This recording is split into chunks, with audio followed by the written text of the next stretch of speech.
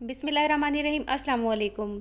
जैसा कि रमज़ान शरीफ की आमद है और हर घर में समोसे, पकोड़े, कचौरियाँ और दही भल्ले तो बनते हैं और इन सब चीज़ों के साथ सर्व की जाती है हरी चटनी। और अगर इन स्नैक्स के साथ ये हरी चटनी ना सर्व की जाए तो स्नैक्स खाने का मज़ा ही नहीं आता। आज मैं आप लोगों के साथ उसी हरी चटनी की रेसिपी शेयर करूंगी जिसको आप बनाकर 1 माह के लिए स्टोर कर सकते हैं। और इसी हरी चटनी से हम 2 और मुख्तलिफ फ्लेवर्स बनाएंगे। तो इंशाल्लाह रेसिपी आपको ज़रूर पसंद आएगी। वीडियो अगर अच्छी लगे तो इसको लाइक ज़रूर कर दें और साथ ही साथ अपने फैमिली मेम्बर्स और फ्रेंड्स में शेयर भी कर दें और साल्ट एंड पेपर को सब्सक्राइब भी कर लें। तो यहाँ मेरे पास है तकरीबन 1 पाव के लगभग ये फ्रेश सब्ज़ धनिया। तो सबसे पहले अपने सब्ज़ धनिया को अच्छे तरीके से साफ़ कर लेना है ताकि इसके अंदर जो घास फूस है वो निकल जाए और ये बिल्कुल नीट हो जाए।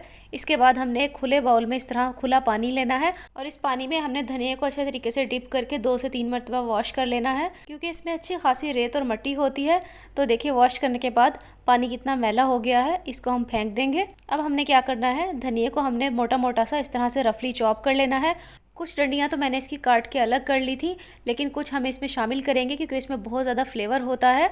अब बारी आती है पुदीने की। तो यहाँ मैंने अगर 1 पाव धनिया लिया है तो 1 पाव ही मैं पुदीने का इस्तेमाल करूंगी और पुदीने के हम पत्ते तोड़कर अलग कर लेंगे। और कुछ लोग जब पुदीने की चटनी बनाते हैं तो उनकी चटनी कड़वी हो जाती है। ऐसा इसलिए होता है कि आप पुदीने की डंडियाँ भी साथ शामिल कर देते हैं जिसकी वजह से चटनी कड़वी हो जाती है। तो आपने ऐसा बिल्कुल नहीं करना, डंडियाँ अलग कर लेनी है और पत्ते अलग कर लेने हैं। इसके बाद हम पुदीने को भी इसी तरह खुले पानी में वॉश कर लेंगे 2 से 3 दफ़ा ताकि इसमें से भी मिट्टी अच्छे तरीके से निकल जाए। अब हरा धनिया जो हमने काट कर रखा हुआ था उसको जूसर ब्लेंडर जार में डाल देंगे और साथ ही हम इसमें पुदीना शामिल कर देंगे।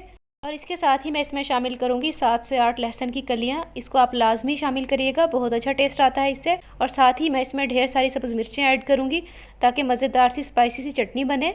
और नींबू का इस्तेमाल हम बाद में करेंगे। अब 1 टीस्पून हम डाल देंगे इसमें नमक और साथ ही 1 टीस्पून हम इसमें शामिल करेंगे काला नमक। ये भी आप लाजमी शामिल करिएगा, इससे बहुत अच्छा टेस्ट आता है। सफ़ेद ज़ीरा शामिल कर देंगे इसमें 1 टीस्पून।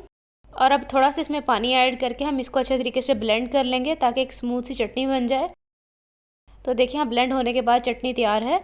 इसको अब हम एक बाउल में निकालेंगे। लेकिन रेसिपी अभी कंप्लीट नहीं हुई, अभी हम इसमें शामिल करेंगे लेमन।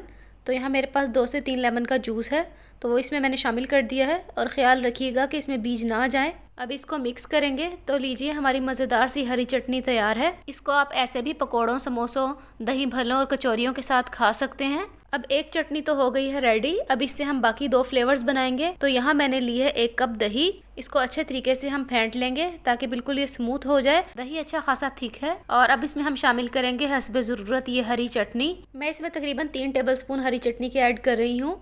तो देखिए माशाल्लाह से कितना ज़बरदस्त कलर आया है। और अगर आप ये हरी चटनी क्यूब्स की सूरत में फ्रीज़ करें तो 1 कप दही में 2 क्यूब ऐड करिएगा। आप अपने जायके के मुताबिक इसमें नमक भी ज़्यादा ऐड कर सकते हैं लेकिन मैंने ऐड नहीं किया। अब हम बनाएंगे मिंट मायो चटनी या सॉस। तो आधा कप मैंने लिया है मायोनीज़ और इसमें मैं शामिल कर दूंगी 2 टेबलस्पून ये हरी चटनी। अच्छे तरीके से इसको मिक्स करेंगे। तो लीजिए हमारी बेहतरीन सी मिंट मायो चटनी या मिंट मायो सॉस रेडी है। इसको आप सैंडविच पे लगाएं या बर्गर पे लगाएं या आप इसको समोसों पकौड़ों के साथ खाएं, बहुत ही ज़बरदस्त लगेगी। तो व्यूअर्स देखिए 3 डिफरेंट फ्लेवर्स की बेहतरीन सी ग्रीन चटनियाँ रेडी हैं।